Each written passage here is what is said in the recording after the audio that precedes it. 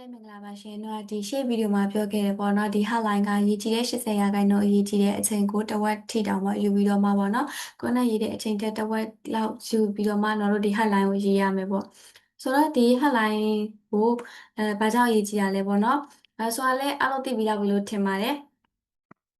အရင်ရေးကြည့်လို့ပေါ့နော်။ဘာလို့လဲဆိုတော့ headline ဒီတို့ပထမဆုံးမြင်မဲ့အပိုင်းဖြစ်တယ်ပေါ့နော်။ပုံပြီးလို့ရှိရင်တို့တွေဒီ headline ကိုအရင်ဆုံးဖတ်ကြမှာပေါ့နော်။ဒီ headline တတိလေးကမှစိတ်ဝင်စားမှုမရှိဘူးဆိုလို့ရှိရင်စီမောနဲ့ပြီးတော့မှဘယ်သူမှတို့ဒီအောက်မှာရေးရတဲ့စာတွေဘလောက်ကောင်းဆက်မဖတ်ဘူးပေါ့နော်။ဒါကြောင့်မို့ headline ကအရေးအကြီးဆုံးဖြစ်နေတာပါ။ဆိုတော့ headline ကောင်းဆိုတာဘယ်လိုမျိုးလဲပေါ့နော်။ headline ကောင်းဆိုတာကဒီ 4U နဲ့ဖြစ်ရမယ်ဒီကိုက်နေရမယ်ပေါ့နော်။နံပါတ်1အနေနဲ့တော့unit ဖြစ်ရမယ်ပေါ့နော် unit ကကြာသူများနဲ့မတူဘဲနဲ့ဒီတမူထူးခြားပြီးတော့မှကွဲပြားနေတာတွေဖြစ်ရမယ်ပေါ့နော်တခြားလုပ်ငန်းနဲ့မတူတဲ့ထူးခြားချက်တစ်ခုခုပါရမယ်နောက်ပြီးလို့ရှိရင်ဒီနောက်တစ်ချက်တစ်လောကကျတော့ ultra specific ပေါ့နော်တိတိကျကျရှိရမယ်တို့တွေကဘာပြောချင်တာလဲတင်မလားဘာပစ္စည်းကိုရောင်းချင်တာလဲဒါမှမဟုတ်လို့ရှိရင်ဒါဘသူတွေအတွက်ဆိုတာကိုပြောချင်တာကလေးတွေတော်လားယောက်ျားလေးတွေတော်လားဒါမှမဟုတ်ရှင်မိန်းကလေးတွေတော်လားပူပူဖိုးဖားတွေတော်လားဖေဖေမေမေတွေတော်လားဒီလိုမျိုးတိတိကျကျ target audience ကိုတို့တွေကဒီ hotline မှာတွေကတိတိကျကျခေါ်ပြီးတော့မှဆွဲထုတ်ထားနိုင်ရမယ်ပါ။အဲ့လိုဆိုလူတွေကကိုယ့်ရဲ့နာမည်ခေါ်မှသာလင်းလှည့်ကြည့်မှာဖြစ်တယ်။သူတို့ကိုတရက်ရေးထားမှသာလင်းဒီစာသည်သူတို့အတွက်ရေးထားတာပါလားပေါ့နော်။ဥပမာကားချစ်သူများအတွက်ဆိုလို့ရှိရင်ကိုသာလင်းကားချစ်တဲ့သူဆိုလို့ရှိရင်ဒါကိုယ့်အတွက်ဆိုလို့ရှိရင်ဒါသိသွားပြီပေါ့နော်ဒီ hotline ကဘယ်လိုရမလဲလူတွေကိုလည်းစစ်ထုတ်ပေးတယ်ပေါ့နော်တခြားဒီ နဲ့မဆိုင်တဲ့သူတွေပေါ့နော်ဒီငါတို့ရဲ့ဒီခွန်းနဲ့မဆိုင်တဲ့သူတွေဆက်မဖတ်တော့အောင်လို့ပေါ့နော်တခါလဲစစ်ပြီးသားလည်းဖြစ်တယ်ငါတို့ရဲ့စာကိုလူတိုင်းဖတ်เสียမလို့ပေါ့နော်တကယ်မှငါတို့ရဲ့ audience စီကိုရောက်လို့ရှိရင်ရပြီငါတို့တွေဒီလူတိုင်းကိုလိုက်ပြီးတော့မှကြော်ညာနေစေရမလို့ဘူးဒီလူအုပ်စုအများကြီးတည်းရမှာ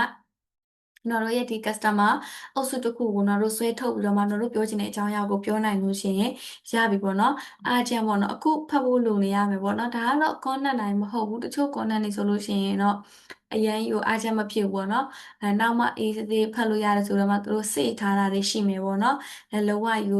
ဘယ်လိုရမလဲဒီအားချမ်းကတော့ train chat အနေနဲ့ပေါ့နော် content တိုင်းတော့မဟုတ်ဘူးအကယ်၍ကိုကတော့ဒီ save ဖို့ရအောင်ပါပေါ့နော် copy ပို့ရေးမှာဆိုလို့ရှိရင်တော့ဒီပစ္စည်းကအရေးအတွက်ကန့်သတ်နေရတာ promotion ရကြတော့3ရက်ပဲပေးထားတာဒါကြောင့်မို့လို့အခုဖတ်ဖို့လိုတယ်နောက်လို့ရှိရင်အခုမှမဖတ်လို့ရှိရင်နောက်မှသိရမယ်ဆိုလို့ရှိရင်ပေါ့နော်ဒါရသူတို့နောက်နောက်ရအောင်မယ်အရာမျိုးပေါ့ဒီလိုပုံစံမျိုးတွေဆိုလို့ရှိရင်တော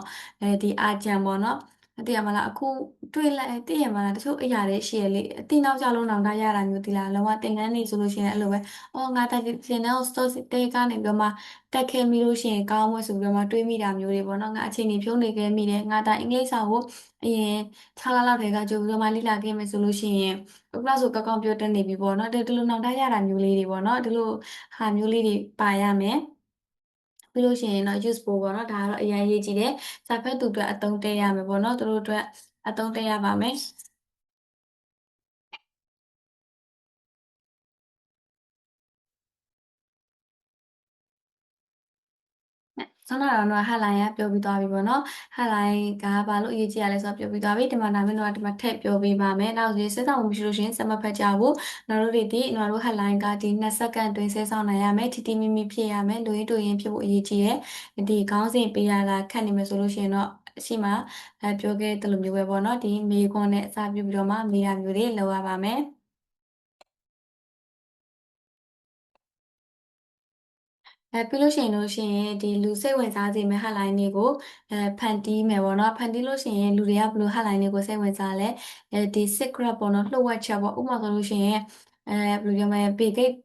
ချမ်းသာလာတဲ့လှုပ်ဝက်ချက်အဲ့ဆိုရင် तू ကဘာလို့ချမ်းသာသွားတာလဲလှုပ်ဝက်ချက်ကိုသိချင်တယ်ပေါ့နော်ပြီးလို့ရှိရင်တစ်ပတ်အတွင်းပေါင်20ကျသွားတဲ့လှုပ်ဝက်ချက်ဝါတစ်ပတ်အတွင်းပေါင်20တော့မှဘယ်လိုချလိုက်တာလဲသူဘယ်လိုနည်းလမ်းတွေသုံးလိုက်တာဒီလိုပုံစံမျိုးပေါ့နော်ဒီလှုပ်ဝက်ချက်တွေဆိုလို့ရှိရင်လူတွေကစိတ်ဝင်စားတယ် ပြီးလို့ရှိရင်ဒီ new တွေပေါ့နော်သတင်းတွေဆိုလို့ရှိရင်လည်းလူတွေကအများအားစောင့်ကြည့်တယ်ပြီးခဲ့တဲ့တစ်ခါအခုကမိုးရင်းပေါ့နော်မိုးရင်းဆိုလို့ရှိရင်ပြီးခဲ့တဲ့အပတ်လောက်တော့ဆိုလို့ရှိရင်တော့ဒီရေကြီးရေလျံမှုနဲ့ပတ်သက်ပြီးတော့မှာပေါ့နော်တော့ဒီ connectable တင်လိုက်တာဒီအရန်ပေါက်သွားတယ်ပေါ့နော်အရန်ပေါက်သွားတယ်ဒီလိုသတင်းတွေပေါ့နော်နည်းနည်းထူးခြားတဲ့သတင်းတွေဆိုလို့ရှိရင်လူတွေကအရန်စိတ်ဝင်စားကြတယ်ပေါ့နော်ဥပမာဆိုလို့ရှိရင်ကျွန်တော်တို့ရဲ့ဒီလုပ်ငန်းနဲ့ပတ်သက်ပြီးတော့မှတစ်ခုခုပေါ့နော်ဒါတွေကကြတော့ ဘယ်လိုမှနိုင်ငံခြားအလုပ်ကိုင်ရှာပေးတဲ့ agency တွေဆိုလို့ရှိရင်ပို့ပြီးတော့မှကောင်းတယ်ပေါ့နော်ဘယ်လို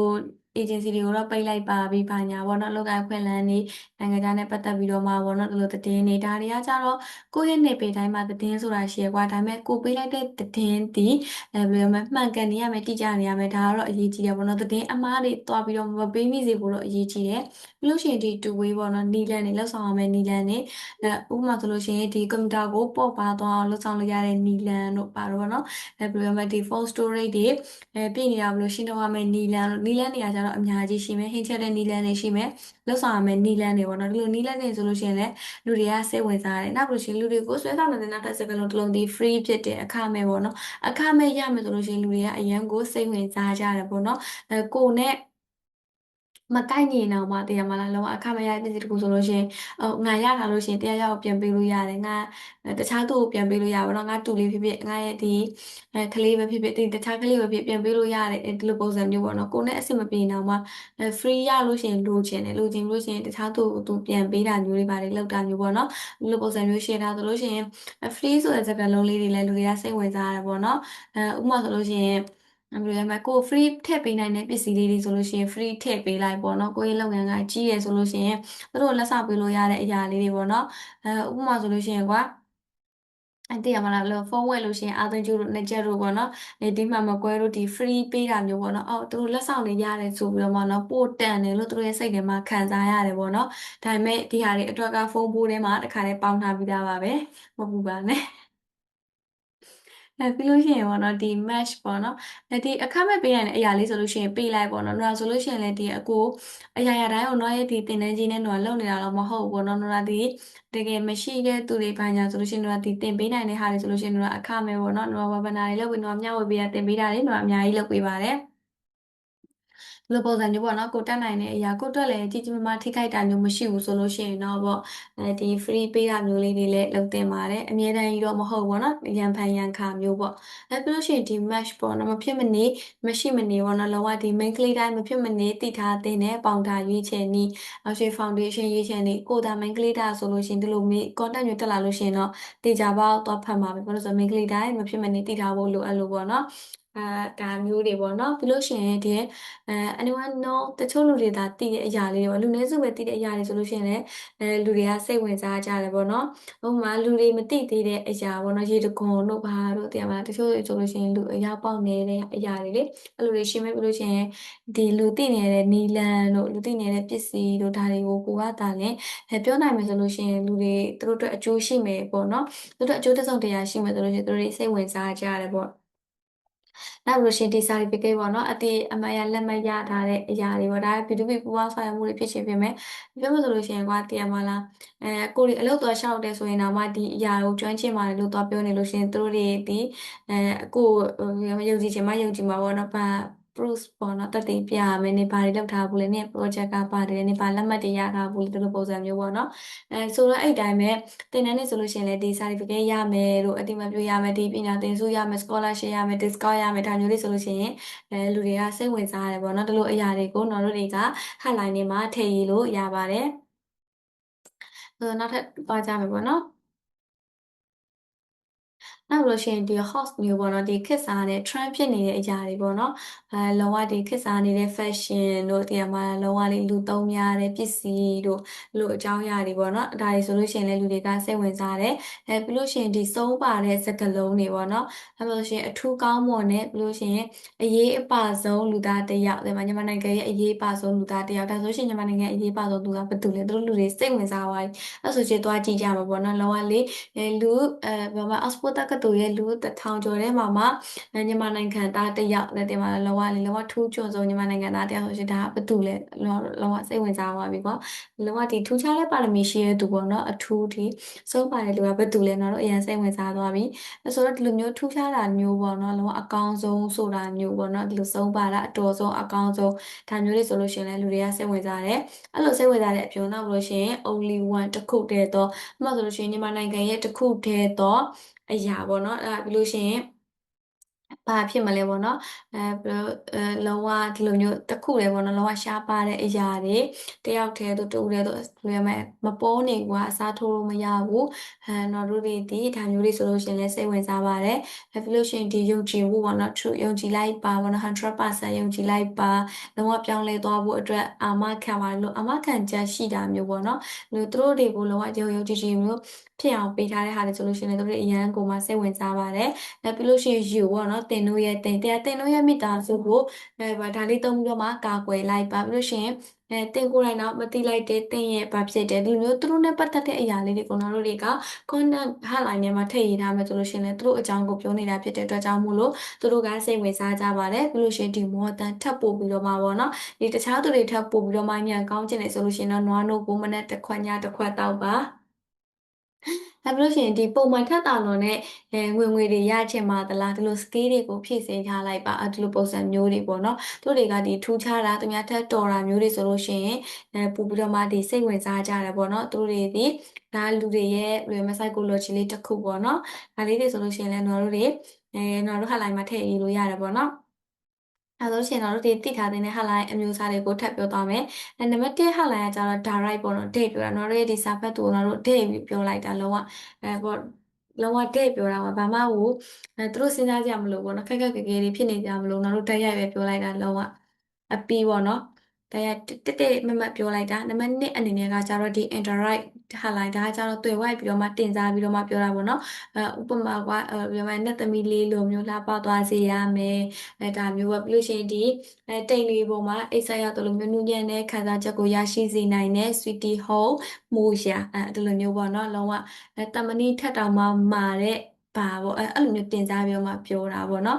်ဒါကကြတော့တွေ့ဝိုက်ပြီးတော့မှပြောတာပေါ့နော်ပြီးလို့ရှိရင်ဒီ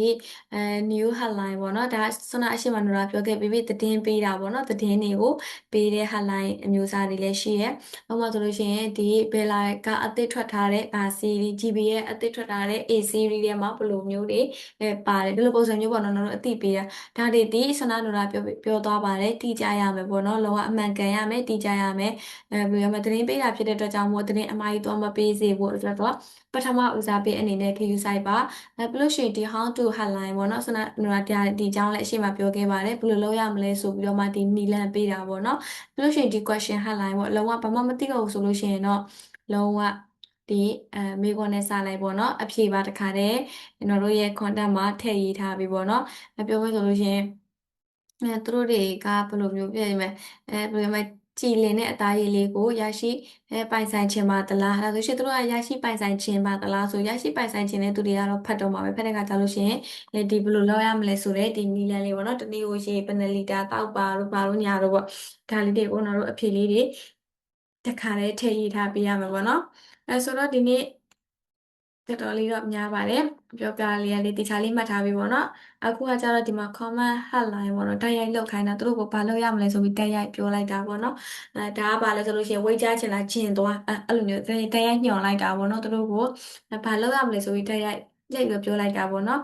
ဥပမာဆိုလို့ရှိရင်ဘာလုပ်လိုက်ပါညာလုပ်လိုက်ပါပေါ့နော်ဒါမျိုးလေးတွေကိုပြောတာပါပြီးလို့ရှိရင်ဒီ list hotline ပေါ့နော်အချက်တွေနဲ့တိတိကျကျရေးတာဥပမာဆိုလို့ရှိရင်ဒီနေ့စဉ်လုပ်တဲ့လုပ်ငန်းဆောင်တာလေးတွေဆိုပြီးမှလို့15ချက်ဆို15ချက်အချက်နဲ့စေချက်နဲ့စေလို့အချက်လေးစာရေးတာပြီးလို့ရှိရင်ဒီចောင်းသားတိုင်းလေးလာចောင်းသားတိုင်းကျင့်သုံးတဲ့လေးကျင့်များဆိုလို့ရှိရင်မနက်အေးရပဲနိုင်ထားတာတို့ဘာတို့ညာတို့ပေါ့နော်ကိုခန္ဓာအတွက် exercise 15မိနစ်ဖြစ်ဖြစ်လုပ်တာတို့လို့ရှိရင်တနေ့ကိုနိုင်ဝက်လမ်းလျှောက်တာမျိုးဒီလိုပုံစံမျိုးလေးတွေပေါ့နော်အချက်တွေကိုသူ့လောက်ရမှာတွေကိုတိတိကျကျထည့်ရေးထားတာပေါ့နော်ဒီလိုဟာလေးတွေဆိုလို့ရှိရင်လည်းလူတွေကစိတ်ဝင်စားပါတယ်ပြီးလို့ရှိရင်ဒီ testimonial hotline ပေါ့နော်အရင် customer တွေပြောထားတဲ့စကားလုံးတွေကိုပြန်ပြီးတော့မှသုံးတာပေါ့နော်သူတို့တွေအရင်တော့ကဘာတွေပြောခဲ့ဘူးလဲအဲ့ဒီဟာတွေကိုတို့တွေဒီလေထဲမှာပျောက်သွားလို့မရဘူးတေချာ data လေးတွေကိုသတ်မှတ်ထားပြီးတော့မှတို့ရနောက် order အနေနဲ့ထပ်တွေ့တဲ့ခါကျလို့ရှိရင်ပြန်ပြီးတော့မှအသုံးချရမယ်ပေါ့နော်ဥပမာဆိုလို့ရှိရင်အရှိရဒီ customer တယောက်ဒီတို့ရဲ့ပစ္စည်းနဲ့ပတ်သက်ပြီးတော့မှသူကအာမခံအကြောင်းကိုသိချင်တာလားထုတ်လုပ်တဲ့နိုင်ငံအကြောင်းကိုသိချင်တာလားသူဒီအသုံးပြုတဲ့ပုံစံကိုသိချင်တာလားအကယ်၍သူကသာလင်အသုံးပြုတဲ့ပုံစံကိုမေးခဲ့တဲ့ဆိုလို့ရှိရင်ဥပမာတို့ရဲ့ထုတ်ကုန်ကဘယ်လိုပြောမလဲအဝတ်60ထားလိုက်ပါတော့နော်အဝတ်60ဆိုလို့ရှိရင်အရှိရတို့တွေဒီတို့ရဲ့အဝတ်60အကြောင်းနဲ့ပတ်သက်ပြီးတော့မှတို့ရဲ့ customer တွေကဘာတွေကိုစုံစမ်းခဲ့တာလဲအဲ့ဒီအဖြေတွေအားလုံးကိုနောက်ထပ် လိုရမလဲ audience အတွက်ပေါ့နော် hotline အနေနဲ့ပြန်ပြီးတော့မှအသုံးချလို့ရတယ်ပေါ့နော်ဥပမာသူကအသုံးပြုပုံသိချင်တယ်ဆိုလို့ရှိရင်ပြောဆိုရင်81ထားလိုက်ပါတော့81အဝတ်60အသုံးပြုနီးဆိုပြီးတော့မှတော့ခေါင်းစဉ်တက်လိုက်ပြီးတော့မှဆိုလို့ရှိရင်အော်ဟိုရှေ့လူတွေကလည်းဒီအသုံးပြုတဲ့နေကိုသိချင်တယ်ဆိုလို့ရှိရင်နောက်ထပ် audience တွေကလည်းဒီ group တွေကလူတွေဖြစ်တဲ့အတွက်ကြောင့်မလို့တေချာပေါ့သူတို့လည်းသိချင်နေကြမှာပေါ့နော်ဆိုတော့ဒီနေ့တော့ဒီလောက်ပါပဲရှင်ဒီနေ့တော့အများကြီးပြောသွားတာပေါ့နော် hotline နဲ့ပတ်သက်ပြီးဆိုလို့ရှိရင်တော့အခုဆိုလို့ရှိရင်တော့ hotline ကိုတော့ကောင်းကောင်းလေးပေးတတ်သွားပြီလို့ထင်ပါတယ်။ကဲနောက်ဗီဒီယိုမှာပြန်တွေ့ကြပါမယ်။